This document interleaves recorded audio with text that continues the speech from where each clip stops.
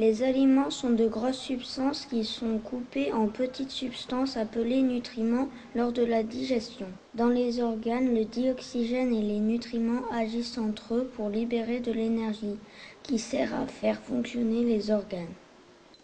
Pour être en forme, il faut manger un peu de tout, soit un peu, soit beaucoup, selon le type d'aliment. Voici les conseils à respecter pour avoir une alimentation équilibrée. Il faut manger 5 fruits ou légumes par jour, manger un pain féculent, légumes secs à chaque repas, viande, produits de pêche, œufs 1 à 2 fois par jour, limiter la consommation de sucre, sel, matières grasses, de l'eau à volonté, pratiquer au moins 30 minutes de marche rapide, produits laitiers au moins 3 fois par jour. Nos besoins d'énergie dépendent de notre âge. Un enfant va dépenser plus de calories qu'un adulte. De notre sexe, un homme dépense plus de calories qu'une femme. De la taille, un homme grand dépense plus de calories qu'un homme petit. Du poids, un homme obèse dépensera plus d'énergie qu'un homme mince. De nos activités, un homme qui regarde la télévision dépensera moins de calories qu'un homme en train de faire du jogging. Le bilan énergétique est le rapport entre ce que l'on mange et ce que l'on dépense.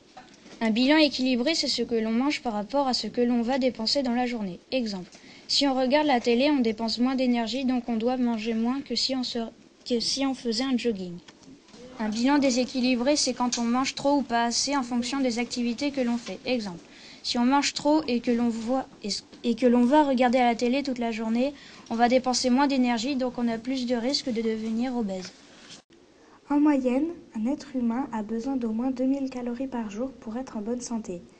Aujourd'hui, 1 milliard de personnes souffrent d'une alimentation trop riche.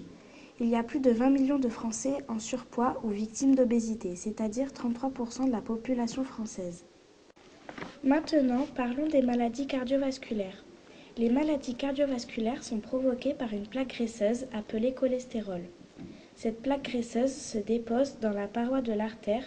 Ce cholestérol se forme en plusieurs années et un caillot bouche en 5 minutes l'artère.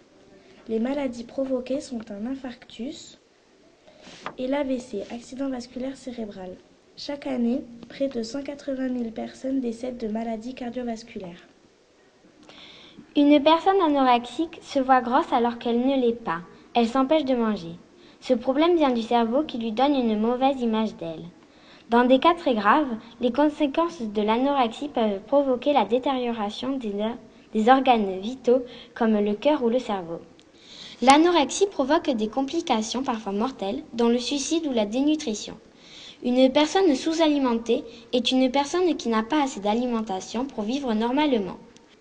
842 millions de personnes dans le monde sont sous-alimentées.